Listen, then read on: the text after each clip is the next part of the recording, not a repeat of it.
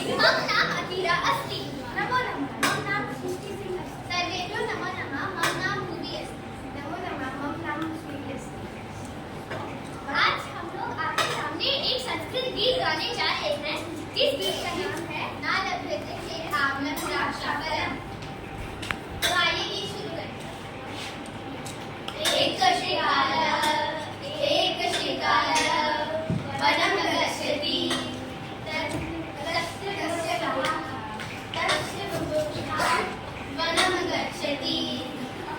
वनं गच्छति